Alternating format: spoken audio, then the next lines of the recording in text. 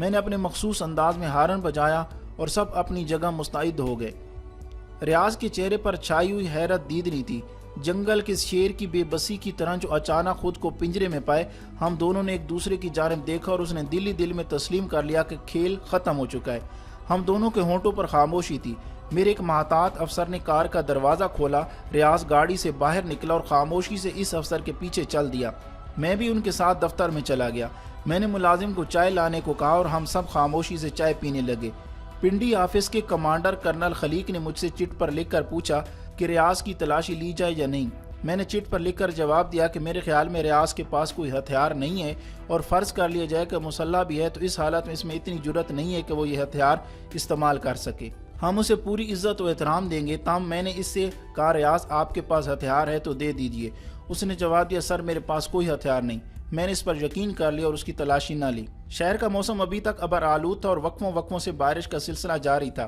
ہم نے ریاض کو جی ایچ کیو میں ملٹری انٹیلیجنس کے ڈائریکٹوریٹ کے حوالے کر دیا۔ ڈائریکٹر جنرل انٹیلیجنس اور صدر پاکستان کو اس مشن کی کامیابی کی خبر دی گئی، جو بہرحال ان کے لیے اطمینان اور سکون کا باعث تھی۔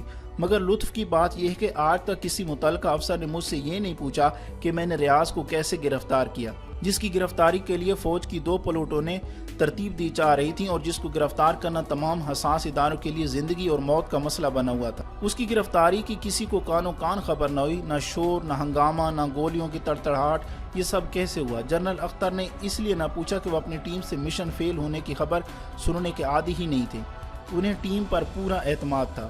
تاہم ریاض کو منزل مقصود تک پہنچانے کے بعد میں کنٹرول روم میں گیا تاکہ دوسرے مشتبہ افراد کی نقل و حرکت کے بارے میں تازہ ترین معلومات حاصل کر سکوں۔ ہمارے ہیرو جنرل تجمل ابھی تک جی ٹی روڈ پر ہی سفر کر رہے تھے۔ میں نے ڈی جی آئی کو ریاض کی گرفتاری اور جنرل تجمل کی پوزیشن کے بارے میں مطلع کرتے ہوئے پوچھا کہ ڈی ایم آئی والے جنرل تجمل اور دیگر لوگوں کو کب اور کہاں گرفتار کریں، کیونکہ مرکزی اور خطرناک ترین کردار ریاض کی گرفتاری نے اب اس کام کو آسان بنا دیا تھا۔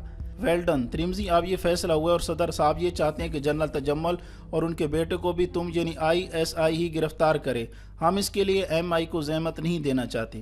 میں نے فوراً جنرل تجمل کو گرفتار کرنے سے متعلق منصوبہ بنانا شروع کر دیا۔ ہماری نگران ٹیم نے رپورٹ دی کہ جنرل تجمل کی کار اسلام آباد میں انٹیلیجنس بیورو کے کرنل ٹی ڈی کے غازی کے گھر داخل ہوئی، مگر صرف 1 منٹ رک کر اس کے دوسرے دروازے سے باہر نکل گئی ہے۔ گاڑی کی نگرانی جاری تھی۔ اس کے بعد ملنے والی رپورٹ کچھ اس طرح تھی کہ اب کار نمبر LEO 28 جو فدا کے نام پر رجسٹرڈ تھی، آئی ایس آئی کے ایک افیسر کے گھر میں داخل ہو گئی ہے جو سرگودا میں فرائض انجام دے چکا ہے اور فدا کا جاننے والا ہے۔ ہمارے لیے یہ بہت حیرت کی بات تھی کہ اس گھر میں فدا اور اس کی کار تو موجود تھے مگر جنرل تجمل موجود نہیں تھے۔ اس کا مطلب یہ تھا کہ فدا جنرل تجمل کو کرنل غازی کے گھر ڈراپ کر کے اگلے لمحے دوسرے گیٹ سے باہر نکل گیا تھا۔ میں کرنل غازی کو اچھی طرح جانتا تھا، چنانچہ اگلے چند لمحوں میں غازی کے گھر کے دروازے کی گھنٹی بجا رہا تھا۔ گھنٹی کی آواز سن کر کرنل غازی خود باہر نکلے، بڑی گرم جوشی سے مصافحہ کیا اور مجھے اپنے ڈرائنگ روم میں لے گئے، مگر جنرل تجمل وہاں بھی نہیں تھے۔ یہ صورتحال میری بے چینی میں اضافہ کرنے کے لیے کافی تھی۔ میں نے کرنل غازی سے پوچھ ہی لیا کہ کیا جنرل تجمل تو آپ کے ہاں نہیں آئے؟ نہیں، انہوں نے جواب دیا۔ دراصل وہ اپنی جیپ یہاں چھوڑ کر کسی دوست کی کار میں چلے گئے تھے۔ معلوم ہوتا ہے وہ یہاں آئے تھے مگر مجھے ملے بغیر اپنی جیپ لے کر چلے گئے ہیں۔ بارش بھی تو بڑے زوروں سے ہو رہی ہے۔ میں نے جلدی سے کرنل غازی سے اجازت لی اور بیس کی طرف چل پڑا۔ جنرل تجمل کو ہماری نظروں سے اوجھل ہوئے آدھ گھنٹے سے زیادہ وقت گزر چکا تھا۔ ہماری نگران ٹیم LEO 28 کا پیچھا کرتی رہی اور وہ جیپ میں نکل گئے تھے۔ بارش ابھی تک جاری تھی اور اب اندھیرا بھی گہرا ہو چکا تھا۔ اس قسم کے مشن پر کم سے کم 3 کاریں استعمال کی جاتی ہیں مگر ہمارے پاس صرف ایک ہی کار۔ تاہم ہمارے عملے نے ابھی تک شکست نہیں کھائی تھی اور ان نامساعد حالات اور کم وسائل کے باوجود اپنا مشن جاری رکھے ہوئے۔ مجھے اس بات کا یقین تھا کہ جنرل تجمل کو اس بات کی خبر نہیں ہے کہ گزشتہ 2 روز سے ان کی مسلسل نگرانی کی جا رہی ہے، کیونکہ اگر وہ اسے باخبر ہوتے تو ان کا رد عمل قطعی مختلف ہوتا۔ اب اس مشن کا سب سے مشکل مرحلہ درپیش تھا۔ ہمیں ڈی جی آئی کو ہر حال میں یہ اطلاع دینا تھی کہ جنرل تجمل فی الحال بچ نکلنے میں کامیاب ہو گئے۔ مجھے علم تھا کہ یہ خبر سن کر جنرل اختر عبدالرحمان کا رد عمل کیا ہوگا، لیکن انہیں بہرحال خبر کرنا لازم تھا۔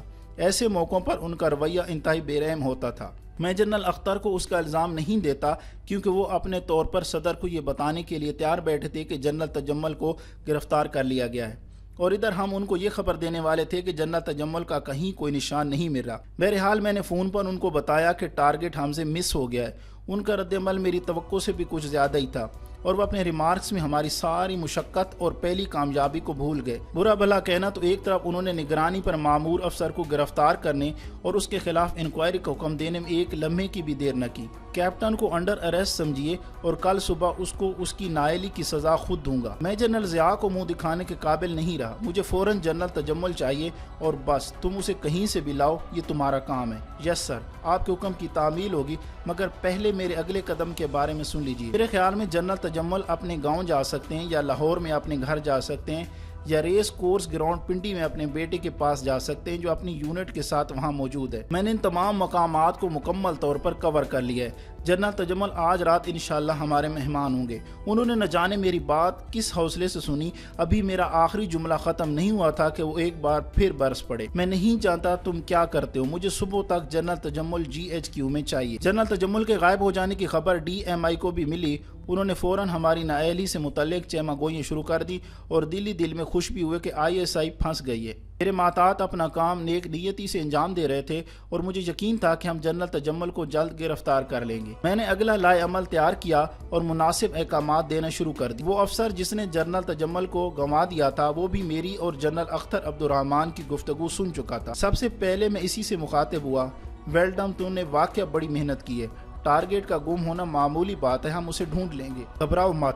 نہ تو تم زیر حراست ہو اور نہ تمہارے خلاف کوئی انکوائری ہوگی۔ DGI کو میں خود سنبھال لوں گا۔ میرے ان الفاظ نے اس کے چہرے کا رنگ تبدیل کر دیا۔ میں نے فوری طور پر اپنے لاہور ڈیٹیچمنٹ کمانڈر سے بات کی اور ان سے کہا کہ آپ کو جنرل تجمل کو گرفتار کرنا ہے۔ آپ فوراً ان کے گھر جائیں، ISI کا کارڈ دکھا کر اپنی شناخت کروائیں اور انتہائی احترام سے انہیں حراست میں لے کر اپنے کیمپ لے جائیں اور پھر مجھے رپورٹ کریں۔ اس طرح کے احکامات کے ساتھ ایک ٹیم کو جنرل تجمل کے گاؤں روانہ کر دیا گیا اور ایک تیسری ٹیم ان کے بیٹے کیپٹن نوید کو گرفتار کرنے کے لیے روانہ کر دی گئی۔ یہ احتمال بھی تھا کہ جنرل تجمل بھی اپنے بیٹے کے پاس ہوں، چنانچہ انہوں نے بھی واضح ہدایت دی گئی کہ ایسی صورت میں باپ بیٹے دونوں کو گرفتار کر لی۔ تقریباً آدھی رات کے وقت ہمیں لاہور سے اطلاع ملی کہ جنرل تجمل راوی کا پل پار کر کے لاہور میں داخل ہو رہے ہیں۔ وہ اپنے گھر پہنچے، ہماری ٹیم نے ویسے ہی کیا جیسے کہ انہیں ہدایات دی گئی۔ جنرل تجمل نے ان کے ساتھ بحث مباحثہ کرنے کی کوشش کی، کچھ آوازیں بھی بلند ہوئی، ملازموں کے کوارٹروں سے کسی نے فائر بھی کیا، مگر اس وقت تک ہمارے لوگ جنرل کو گاڑی میں ڈال کر ان کے گھر کا گیٹ پار کر چکے۔ پہلے انہیں لاہور کیمپ آفس لے جایا گیا اور پھر راولپنڈی منتقل کر دیا گیا۔ اس سارے سفر کے دوران میں وہ سخت قسم کی حیرت کا شکار ہے اور ایک لفظ بھی نہ بولے۔ جنرل اختر کو اطلاع دی گئی کہ جنرل تجمل ہمارے مہمان ہیں اور گاڑی ان کو لے کر لاہور سے چل پڑی ہے۔ صبح تک انشاءاللہ وہ GHQ میں ہوں گے۔ کیپٹن نوید کو گرفتار کرنے میں قطعی کوئی دشواری پیش نہیں آئی، وہ اپنے خیمے میں موجود اور بارش سے لطف اندوز ہو رہا تھا۔ ہم ایک گولی چلائے بغیر اپنا سارا مشن مکمل کر چکے تھے۔ DMI کی ایک ٹیم نے جنرل تجمل اور ان کے ساتھیوں سے مکمل پوچھ گچھ کی، سب نے جو کیا تھا اس کا اعتراف کر لیا۔ جنرل تجمل نے بھی کہانی کاغذ پر لکھ دی اور ان سب کو مختلف میعاد کی سزائیں سنائی گئی۔ ہمیں بعد میں معلوم ہوا کہ DMI اور ان کے کئی دیگر ساتھی افسران کو اس بہادری پر کئی اعزازات سے نوازا گیا۔